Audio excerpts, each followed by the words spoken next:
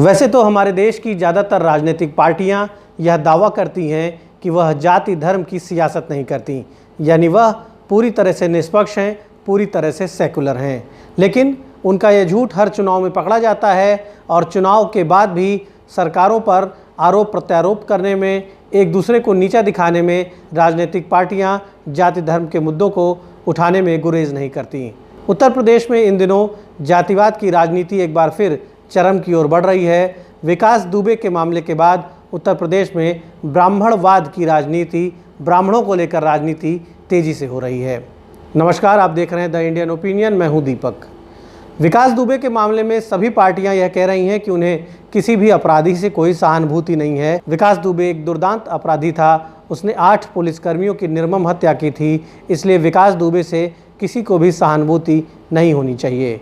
लेकिन यह आरोप लग रहा है कि विकास दुबे के अलावा जो 5 अन्य लोग मारे गए, एक महिला जिसे जेल भेज दिया गया, कुछ दिनों पहले उसकी शादी हुई थी, इसके अलावा उत्तर प्रदेश में कई ऐसी घटनाएं हुई हैं, कई ऐसे हत्याकांड हुए हैं जिनमें ब्राह्मणों को निशाना बनाया गया है, जिनमें ब्राह्मणों की जान ली गई है, ब्राह्मणों की हत्या की गई है। कांग्रेस समेत दूसरी राजनीतिक पार्टियों ने, समाजवादी पार्टी ने, बसपा ने भी इस मामले में प्रदेश सरकार की भूमिका पर सवाल खड़े किए हैं और आरोप लगाया है कि कहीं ना कहीं ब्राह्मण खुद को असुरक्षित महसूस कर रहे हैं, ब्राह्मण सरकार के निशाने पर हैं। कई बार ब्राह्मण अधिकारियों पर होने वाली कार्रवाई के बाद भी ऐसी चर्चाएं पर्दे के पीछे होती हैं कि उत्तर प्रदेश की सरकार में ब्राह्मण निशाना बनते हैं सरकार का, कहीं ना कहीं ब्राह्मणों पर अनुचित कार्रवाइयाँ होती हैं, कहीं ना कहीं ब्राह्मण शोषण का शिकार होते हैं। ये सारे मुद्दे अंदर खाने में रहते हैं, लेकिन इस समय सियासत में ये मुद्दे गर्म हैं और समाजवादी पार्टी के साथ साथ कांग्रेस ने भी इस मुद्दे को आगे बढ़ाया है। कांग्रेस पार्टी की ओर से पूर्व केंद्रीय मंत्री जितिन प्रसाद ब्राह्मण राजनीति के इस समय अगुवा के तौर पर दिखाई पड़ रहे हैं। वह ब्राह्मण चेतना मंच के लोगों से बातचीत कर रहे हैं, लगातार उनके तमाम ट्वीट सामने आ रहे हैं और वो वेबिनार के जरिए उत्तर प्रदेश के हर ज़िले के ब्राह्मणों से संपर्क कर रहे हैं और उन्हें कहीं ना कहीं कांग्रेस की तरफ आकर्षित भी कर रहे हैं। आप कह सकते हैं कि प्रदेश सरकार को लेकर जो असंतोष है, कहीं ना कहीं उसकी भी चर्चा वो ब्राह्मण समाज से कर रहे हैं। इसके अलावा समाजवादी पार्टी के नेता और सपा सरकार में मंत्री रहे अयोध्या के समाजवादी पार्टी के बड़े नेता पवन पांडे भी इस मुद्दे पर मुखर हैं। इन दोनों नेताओं से आज हम बात कर रहे हैं, इनसे चर्चा कर रहे हैं इस मुद्दे पर कि वाकई में उत्तर प्रदेश में ब्राह्मण उपेक्षित हैं, वाकई में उत्तर प्रदेश में ब्राह्मणों का नुकसान हो रहा है, उनके साथ हिंसा हो रही है, उनकी हत्या हो रही है, या सिर्फ ब्राह्मणों पर सियासत हो रही है।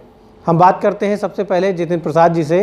जितिन प्रसाद जी हमारे साथ फ़ोन लाइन पर जुड़े हैं, उनका बहुत बहुत स्वागत है इंडियन ओपिनियन में।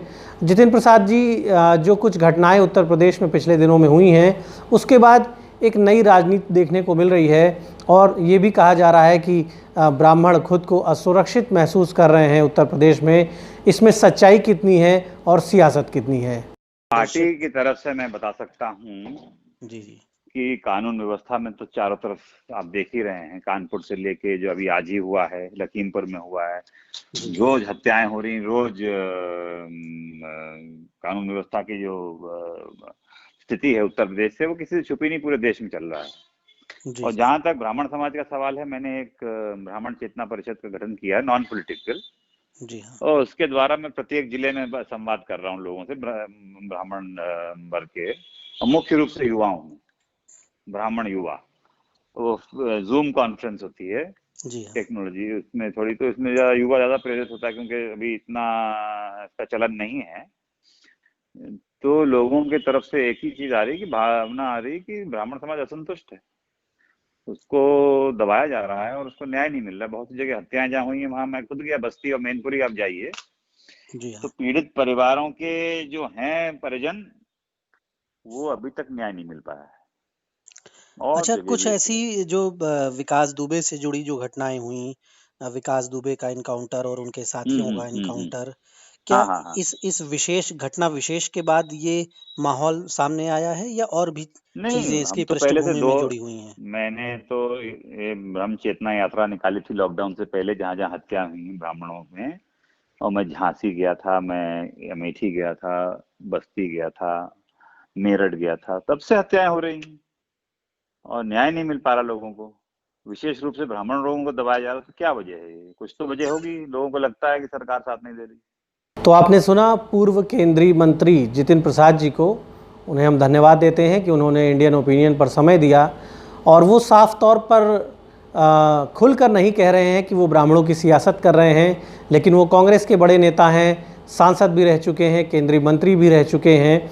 और जो अभियान वो चला रहे हैं, जिस तरह के ट्विटर पर उनके पोस्ट आ रहे हैं, और वो यह कह भी रहे हैं कि ब्राह्मण उपेक्षित है, ब्राह्मणों की हत्याएं हो रही हैं, ब्राह्मण खुद को असुरक्षित महसूस कर रहे हैं, उनका निशाना प्रदेश सरकार की ओर है। और कांग्रेस के वो उत्तर प्रदेश में ब्राह्मण राजनीति के अगुवा माने जाते हैं। तो इसमें कोई संदेह नहीं कि कांग्रेस पार्टी भी इस मुद्दे पर खुलकर राजनीति कर रही है और कहीं ना कहीं सभी राजनीतिक दलों का निशाना आने वाले विधानसभा चुनाव हैं।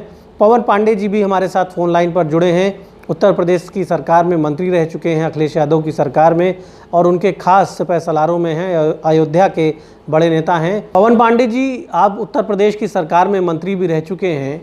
इस समय जो माहौल है उत्तर प्रदेश में और जिस तरह से ब्राह्मणों को लेकर सियासत हो रही है, एक सवाल पैदा हो रहा है कि वाकई में ब्राह्मणों का नुकसान हो रहा है, वाकई में ब्राह्मण हाशिए पर हैं या किसी के निशाने पर हैं, या फिर सिर्फ एक सियासत हो रही है, वोट बैंक की राजनीति हो रही है, जातिवाद की राजनीति हो रही है, क्योंकि चुनाव नज़दीक है उत्तर प्रदेश में। भैया, सबसे पहली बात तो मैं ये कहना चाहता हूँ कि आपने अभी एक अपनी बातों में कहा कि राजनेताओं के माध्यम से, ये बात राजनेताओं के माध्यम से नहीं आ रही है।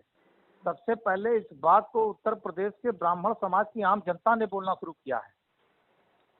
नेताओं के कहने से नहीं हो रहा है। जब जनता को ये महसूस हुआ कि उनके लोग मारे जा रहे हैं, उनका समाज मारा जा रहा है, उनके समाज का उत्पीड़न हो रहा है, तब ये बातें उभर के आई हैं। वरना हम कहते तो उन लोगों को लगता कि हम तो समाजवादी पार्टी के कार्यकर्ता हैं बोल रहे हैं, हम समाजवादी पार्टी के वर्कर बोल रहे हैं। लेकिन इन 3.5 सालों में पूरे उत्तर प्रदेश की स्थिति बद से बदतर हो गई है। मुख्यमंत्री पद की शपथ लेने के बाद से दूसरे तीसरे दिन से ही ब्राह्मणों का उत्पीड़न, ब्राह्मणों को अपमानित करना, ब्राह्मणों के लोगों के निर्दोष लोगों के मारे जाना, और मारे जाने के बाद उनके परिवार को न्याय न मिलना, उनके परिवार का FIR न होना। अच्छा पांडे जी, बहुत सारी घटनाएं 3.5 साल में हुई है। दूसरी चीज, जिन अधिकारियों का रिकॉर्ड पहले नंबर 1 के लुटेरों के रूप में रहा हो, मतलब जो पूरी तरह प्रचलित रहे हो कि 1 नंबर के लुटेरे हैं, इन्हें कभी अच्छा चार्ज नहीं देना है, आज की डेट में वो सारे लोग चार्ज पर हैं। क्या ऐसे कुछ लोगों का नाम बताना चाहेंगे आप? नाम अरे सरकार, आप जांच करो। आप लोकतंत्र के इतने मजबूत स्तंभ हैं कि मुझे लगता है कि हमसे पहले आपकी नैतिक जिम्मेदारी है कि आप जांच कर लीजिए इस चीज की और इसका खुलासा करिए नाम सहित। अच्छा पांडे जी, ये जो विकास दुबे का मामला हुआ, 8 पुलिसकर्मियों की जान गई और उसके बाद एनकाउंटर्स की एक सीरीज सामने आई, कई इनकाउंटर हुए, तो क्या इस घटना के बाद, चूंकि वो सभी लोग ब्राह्मण थे, इसलिए ये बात सामने आ रही है? देखिए, ऐसा है, विकास दुबे अपराधी था। विकास दुबे ने पुलिस वालों के साथ जो गलत मतलब उनको मारा, बहुत निंदनीय काम किया। हम इसकी पूरी निंदा करते हैं। मेरा पूरी संवेदना उन पुलिस वालों और उनके परिवार के साथ है। लेकिन योगी सरकार की पुलिस विकास दुबे को पकड़ तक नहीं पाई, छू तक नहीं पाई, और जब उसने महाकाल में आत्मसमर्पण किया तो आप उसको रास्ते में लाते वक्त गोली मार रहे हैं। ये तो आपने अपनी खींच मिटाई ना। और ये सत्य है कि न वो गाड़ी छोड़ के कहीं भगा, या तो आप ये कहिए कि आपकी पुलिस इतनी नकारा है कि लोग पिस्टल छीन के भग जा रहे हैं और आप रोक नहीं पा रहे हैं। ये सब इनकी सरकार की, योगी सरकार की और उनके पुलिस की बनाई गई कहानी है। और दूसरा जो सबसे दुखद पहलू है, चलिए विकास दुबे तो इन्होंने फर्जी एनकाउंटर किया ही किया, दूसरी चीज आप बताइए, वो खुशी दुबे जो 3 दिन की सुहागन, चौथे दिन की विधवा और 5वें दिन जेल, उसका क्या आपराधिक इतिहास है, उसकी कौन सी अपराधी गलती जो आज वो जेल में है, आप बताइए। 4 दिन की दुल्हन कितनी बड़ी गैंगस्टर है। वो 8-10 साल का बच्चा जिसकी फोटो वायरल हुई, घुटने के बल हाथ बैठा के हाथ ऊपर करा करके, देश के किस संविधान और कानून में लिखा है कि 8, 9, 10 साल के बच्चे को घुटने के बल बैठाकर हाथ ऊपर खड़ा करके उसकी फोटो वायरल की जाए। तो आपने सुना पवन पांडे जी को, समाजवादी पार्टी के बड़े नेता हैं, पूर्व मंत्री हैं। पवन पांडे का ये आरोप है कि निश्चित तौर पर ब्राह्मण हाशिए पर हैं, ब्राह्मणों का नुकसान हो रहा है, ब्राह्मणों की सुनी नहीं जा रही है और ब्राह्मणों को कहीं ना कहीं निशाने पर लिया जा रहा है वर्तमान प्रदेश सरकार में, भाजपा की सरकार में। उनके आरोपों में कितनी सच्चाई है इस बात को जनता खुद तय करेगी, लेकिन निश्चित तौर पर उत्तर प्रदेश में जातिवादी राजनीति का पुराना इतिहास रहा है और हर चुनाव के पहले जातिवादी राजनीति तेज होती है। विधानसभा चुनाव नज़दीक हैं, लगभग 1.5 साल बाद विधानसभा के चुनाव उत्तर प्रदेश में होने हैं 2022 में, इसलिए एक बार फिर जातिवादी सियासत उत्तर प्रदेश में तेज हो रही है। और एक बात और लोगों को समझनी चाहिए, जब भी कोई आपराधिक घटना होती है उसके अलग अलग कारण होते हैं, उसके बैकग्राउंड में तमाम विवाद होते हैं, कहीं ज़मीनी विवाद होते हैं, कहीं 2 परिवारों के बीच में निजी दुश्मनी, निजी संघर्ष होता है। उत्तर प्रदेश में फ़िलहाल ऐसा कहीं नहीं दिखाई पड़ता कि कहीं 2 समुदायों के बीच में या कहीं 2 जातियों के बीच में इस तरह का कोई संघर्ष चल रहा है कि लोग एक दूसरे के दुश्मन हैं या एक जाति को कहीं नुकसान पहुंचा रहे हैं सुनियोजित रूप से या फिर संगठित रूप से। हाँ, ये ज़रूर हो सकता है कि राजनीतिक दलों की अपनी प्राथमिकताएं होती हैं, कई बार सरकारों की भी अपनी प्राथमिकताएं होती हैं। राजनीतिक कारणों से सरकारें समाज के कुछ वर्गों को प्राथमिकता देती हैं, कुछ वर्गों का खास ख्याल रखती हैं और कुछ वर्ग कई बार सरकारों की सियासत में हाशिए पर चले जाते हैं। धन्यवाद। अगर आप यह वीडियो फेसबुक पर देख रहे हैं तो हमें लाइक और फॉलो करें। अगर यूट्यूब पर देख रहे हैं तो सब्सक्राइब करें और बेल आइकन प्रेस करें।